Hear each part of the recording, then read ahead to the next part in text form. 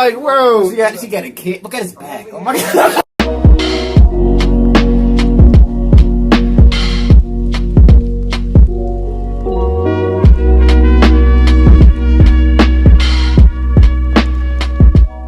Hey, welcome back to another reaction. This is a Mr. Bond video. This is U.S. Marine hunted by unidentified creature. You know, the last one we reacted to was Fireman. He's very good with storytelling, very intriguing, you know. Got some good views too, so it seems like he got a crazy fan base. If you want to see more Mr. Bond down in the comments, make sure that like button, subscribe, and share. It's a road to 10K, man. You're gonna hop right to the video. I wonder if wonder if all his stories are real. Well, he says, well, he'll investigate to the extent of the knowledge. He's just sharing the story. He doesn't know if they're all real or not. Some people just be sending stuff like No, he finds stories. Like some of these stories I've seen on like shows. Like he did a few ghost stories where I seen him on like Paranormal Witness or something like that. I'm like, yeah, but, you know. Man, would you ever get into that? Nah, that's not. No. That's hot right down. Thousands of people, hikers, hunters, backpackers, will go off into the wilds of North America and then come out again claiming to have seen Bigfoot, the 8 to 10 feet tall, intelligent, bipedal, hairy creature that kind of is a cross between man and beast. And there's literally been thousands of sightings of that particular creature all over North America. And despite the thousands of sightings, there's never been a substantiated claim, so Bigfoot has become an urban legend. But no matter how you feel about Bigfoot, whether it exists or it doesn't, if you read through some of the first-hand accounts of these people who claim to have seen Bigfoot in North America, some of them are horrifying. And one account that stands out to me as being the most terrifying comes out of Oregon. There's a couple hot spots all over North America where some of the most sightings of Bigfoot occur, and one of them is in Oregon. In particular, it's the northwestern section of Oregon. And that's where today's story is going to come out of, and it is Jeff Boiler's story. Jeff was a Marine. He was then a police officer, then he became a deputy sheriff, and then he ultimately became a lawyer. What really stands out to me about Jeff's story is that he strikes me as a credible, skeptical guy who, when interviewed, because he's been on a TV show called Paranormal Witness on the Sci-Fi Channel, he did a follow-on interview. You can Google him, Jeff Boiler's Bigfoot sighting. The way he tells the story, it's like he's not trying to dress it up. He's not trying to make it more dramatic than it really was. It's like he's just telling you what happened to him. And he's not trying to create a theory as to what it was, but rather just, here it is. Here's what happened, as I remember it. And it allows you to listen to this story and really relate to it. And it makes it that much more eerie as you listen to what happened to him. And so today I'm going to be telling Jeff's story. But before I get into that, if you're a fan of the strange, dark, and mysterious, delivered in story format with lots of distracting hand gestures, then you have come to the right place, because that is all I do. And I upload 3 to 4 times a week. So if that's something you'd be into, I would ask you to please gently disembowel the like button and then subscribe to my channel and turn on all post notifications so you don't miss any of my weekly uploads. All right, let's get into the story. Back in 1997, Jeff Boiler was a fit, single guy that had been in the Marine Corps for a little while, and then he'd been a police officer, and now he was looking to do something new with his life, and he had always been a huge fan of nature. He loved hiking, hunting, and so he just kind of up and decided to move to Oregon to just be back in nature. And so he goes out to Oregon. He doesn't really know what he's going to do for a job. One of Jeff's friends was the elected sheriff of a very rural county in northwestern Oregon. I had a dream I would reached out to Jeff and said, hey, you know, with your background, you know, you were in the Marine Corps, you were a police officer, would you want to be one of our deputy sheriffs out here in northwestern Oregon? And Jeff's like, wow, great, and took the job. So after being on the job for a couple of months, Jeff is really happy, he loves his job, and he gets off one day from work pretty early, and he steps outside, and he would recall that it was like one of the most beautiful days he had seen in recent memory. It was just this gorgeous day, and even though initially he was planning to just go home, he was like, you know what, I'm gonna go on a hike. He wanted to go to this fairly hard to access section of the woods that was a little ways up the mountain where 20 years earlier he'd actually buried one of his very close friends. And so he thought, you know what, today I'm going to make that trip up to his grave, I'm going to pay my respects. That's a good way to spend such a beautiful day. So he hopped in his Jeep and he started driving over to the woods that would take him up to this gravesite. It was an unmarked trail, but he had a map, he knew where it was, so he headed over. Now, Jeff was highly competent in the wilderness, but it needs to be said that he was basically going to be hiking into a section of the Cascade Mountains that was unmarked. This is a very isolated, unmarked area, and in fact, Jeff would even say that sometimes when we would walk around this section of the Cascade Mountains, you would wonder to yourself, has anyone ever been here before? Like, this is such a wild and open expanse. Am I the first person to ever step foot here? It's a section of Oregon that is totally just wild. So Jeff arrives at the dirt lot that's right on the edge of this forest that goes up the side of this mountain. And before he steps in and starts making his way up, he gets his map out. He kind of roughly charts a course because, again, there's no trail in here.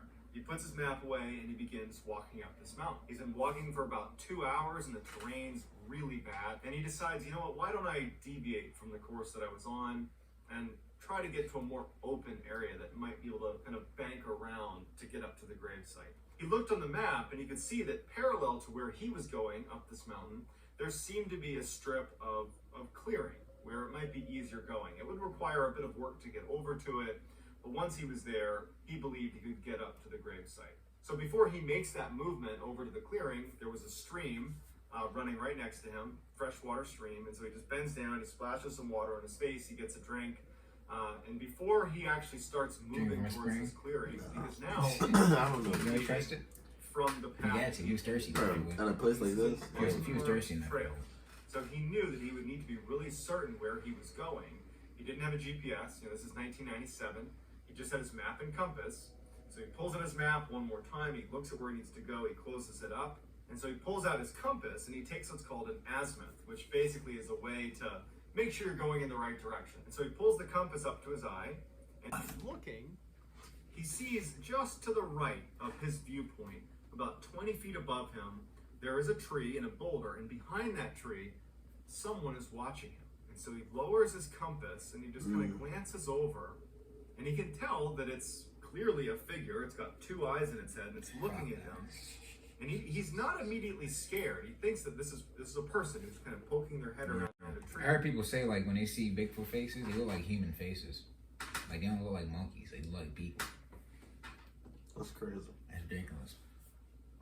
That deep in the woods, in sections that it's not height, you don't know what's watching you at all while you're just walking through the woods. There's always something. I just imagine like mountains full of like trees and shit.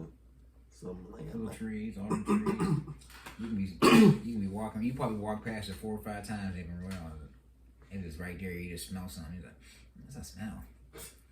And you're right there. You hear something like rattling, it's over. 2 steps, nigga's gone. You fucking look, and nigga them right there. He haul you down the fucking trail. Walk past him in the next 10 minutes, man. See, I don't know, man. I used to go out in the woods and hike and stuff, but as I get older, I don't know if I like to do that stuff anymore. It just seems like there's so much out there that can just kill you. I'll just sit here. All these different like insects and like. I think I'll just stay here in this giant trash can, which we call a city, and I'll be all right. Tree at him. And it's daylight. He knows he's out in the middle of nowhere, but he's looking up at it, and he involuntarily cocks his head, like, huh? And this thing cocks its head. It's mimicking me. It steps out from behind the tree, and it's this huge, human-looking figure that looks very hairy. It's like 8 foot tall. And Jeff's looking up at it like, that's not a human. And so, not really sure what it is, he instinctively reaches for a sidearm, but he can't get it out of its holster. And he's like fumbling with it. He's keeping his eyes on this thing that's, maybe 50 feet away from him, 20 feet up on this rocky outcropping. He can't get it out. And the finger's just looking down at him, and it's still got its head cocked to the side. He finally looks down to free his pistol. I wouldn't want to turn around. He draws the pistol, but the creature's gone. And he's like, I gotta get a better look. There was a tree that was pretty high that had a bunch of low branches. Fucking. That would, if he Bigfoot's like fucking Batman. 20 feet, he could probably look over into this rocky outcropping. They're like Batman. So he starts climbing up this tree, And he looks, Counting them he's trees. now level with that rocky outcropping, and he's looking out, and it stretches off quite a ways. There's a whole stretch of forest right there. And he's looking, and he can't see or hear anything. And he's starting to wonder to himself, like, did I really just see that? Is my mind playing tricks on me? Am I hallucinating? And so he decides, you know what, I'm going to climb back down, and I'm going to go up onto that rocky outcropping. Wasn't planning to, but now I'm going to, and I want to see if I can see some tracks or just see where this thing Why? Why is he Marine. going? You know, he was a police officer. He was very comfortable in the wild. He just didn't really scare Would you them. be curious if you So seen he's him? just kind of curious. And he's armed, you know? And so he climbs down the tree and he starts climbing up this like little rocky What kind of question outcrop. is And that? he gets up to where this creature was hiding. There's nothing there.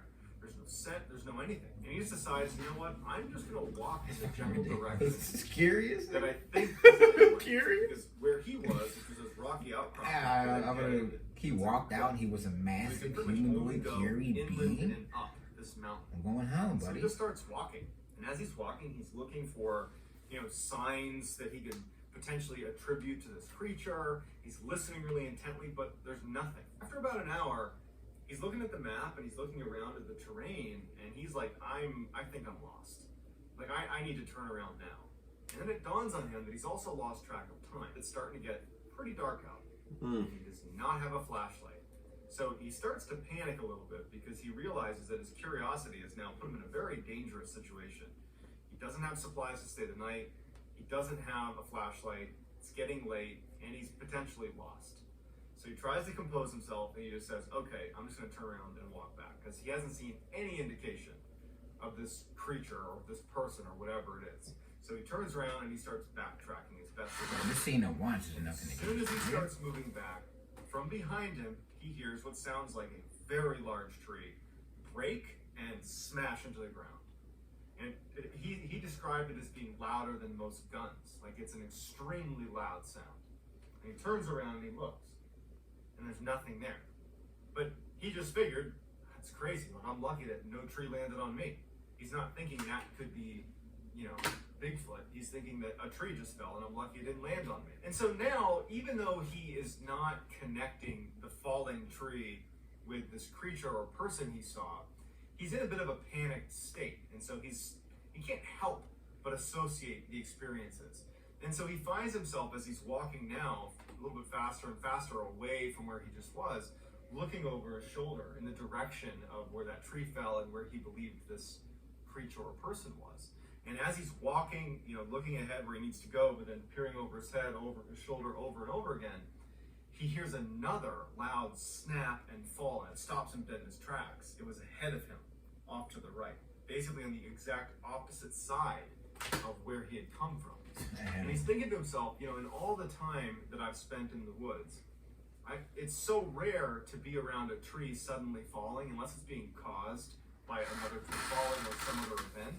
It's rare that you would hear two large trees break and fall, independent from one another, in the same small area but not connected. That's pretty rare. And he's thinking to himself, if that creature or person had anything to do with it, how did it go from over there to all the way over there without me hearing it? It's moving around without me being able to spot it. And so the hair on the back of his neck stands up, and he's starting to feel very uncomfortable.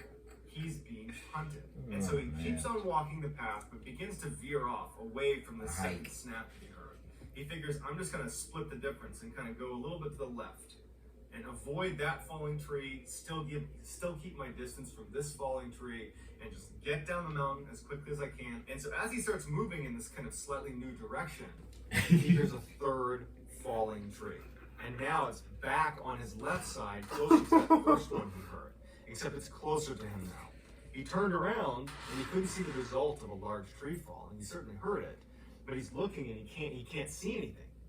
And he's thinking to himself, like, 3 falling trees, that is not innocent. Something is knocking over these trees, and I think it's that creature I saw. And even worse is he's thinking to himself, is this creature using these trees to signal to other creatures where he is? Is he being tracked? It's getting closer to him without giving away its own position.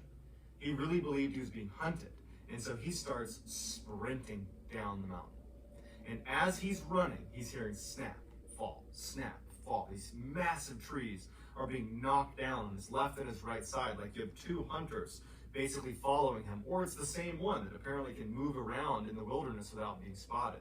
And he is absolutely terrified. He's running down the mountain, he's falling, he's getting smashed up every time he falls, and he finally, after about 30 minutes of just running straight downhill, with these crashes getting closer and closer and closer to him, he reaches this clearing, and he stops abruptly because there's an animal in the middle of the clearing, and it's a deer.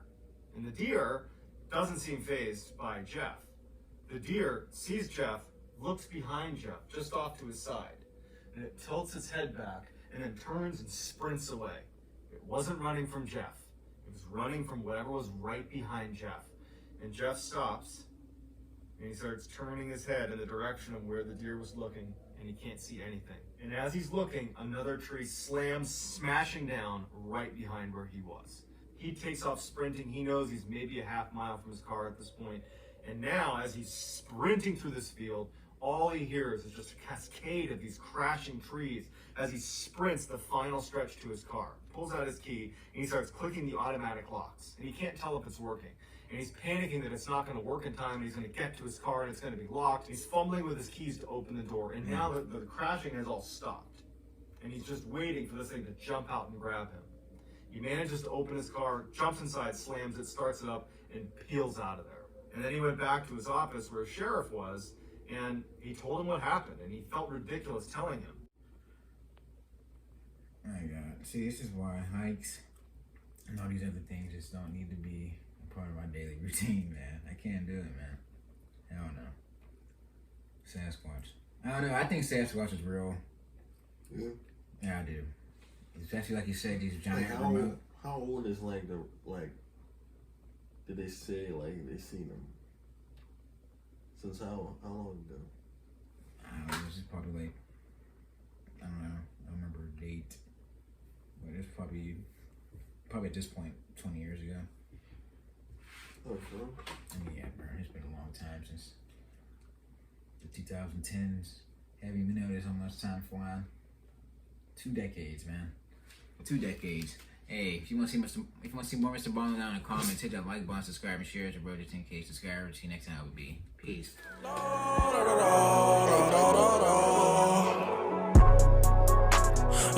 da da.